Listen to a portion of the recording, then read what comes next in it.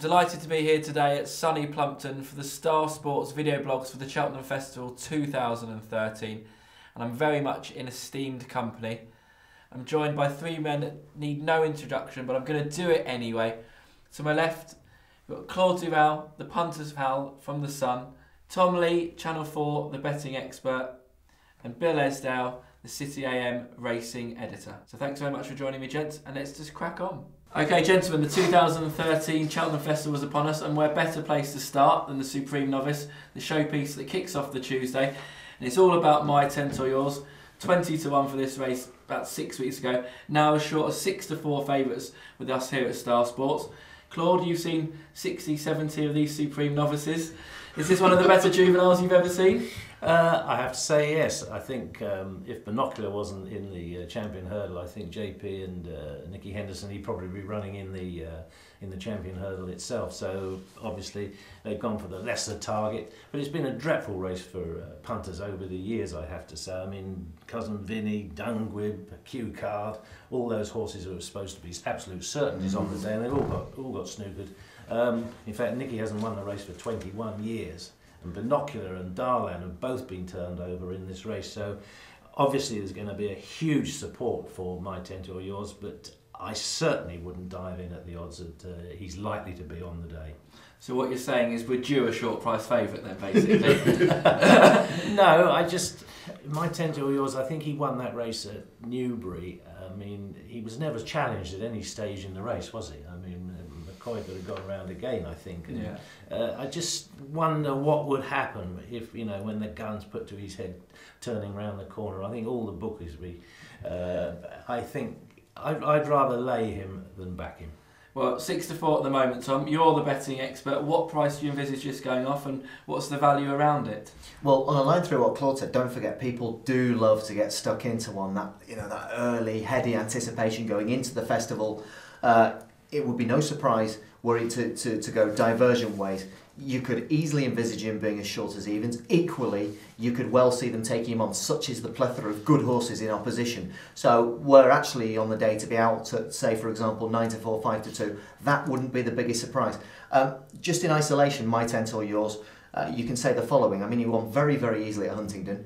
How he got turned over at 4 to 11 on heavy ground at Newbury at Christmas, in light of what he then did in February, is something bordering on miraculous. I mean, that's just amazing, isn't it? To go out and beat a 21 horse field with the ease he did in the Tote Gold Trophy, call it what you will nowadays, was absolutely staggering. And exactly as Claude said, he wouldn't look out of place in the Champion Hurdle. Okay. But don't forget that the alternatives in this race are many and varied. Some very, very good horses. This race, alongside the Neptune Novices Hurdle, potentially the race of the meeting. So we got a treat early on.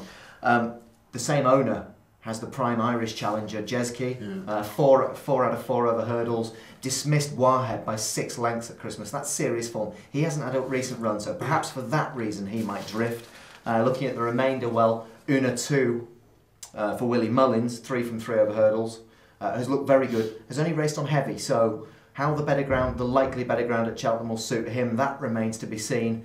Look at some of the others. Melodic Rendezvous look very good at Exeter.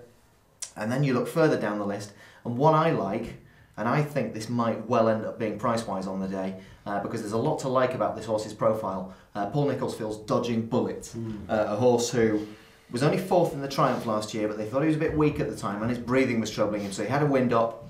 He's come back this time, 2 wins at Cheltenham, particularly the second one where he beat River May, giving £7, and he beat him very easily as well. And if you think in the Christmas Hurdle against the older horses, he showed up very well to finish 3rd there. They've deliberately kept him fresh. So I know Star Sports, okay, right now it's 2 weeks away from the festival, but you guys are 10, 11, 12 to 1. We're 10 to 1 sure. Dodging Bullets at the moment. I think that's a big price. So Claude's a layer of my 10, you're with Dodging Bullets. Bill, sum it up for us, please. Sum it up. I mean, lots has been said about my 10 to yours.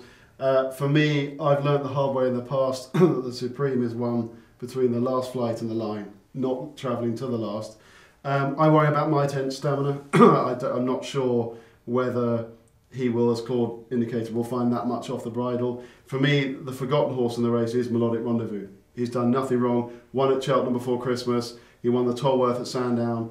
Then he went on and was hugely impressive at Exeter against, I know Puffin Billy's had issues with his foot. But for me, if Melodic Rendezvous was trained by Willie Mullins or Paul Nicholls or Nick Henson, he'd be 7-2, 4-1. He'd be the second one in, and you can back him at 8, 9-1. There will be the cut of the ground that he relishes. He stays because they've been talking about the Neptune. I think he'll be the one finishing late, and for me, he's the value.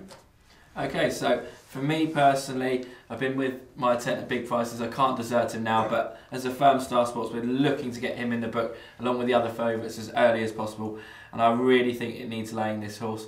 Jet Ski looks gutsy at 4-1, and I think for a dirty little each way bet there, I can't see that being out the 3. Can I just say on the Jet Ski thing, if you look at last year's bumper, he looked a horse ill at ease at Cheltenham. And that's the one worry I have about Jet Ski is they ran at the home turn. He ran all over the place. And what about the lack of a recent run as well? Yeah, lack of a recent run. I mean, she did that. Jessica did that last year with Steps to Freedom, and didn't go and gave it that big break.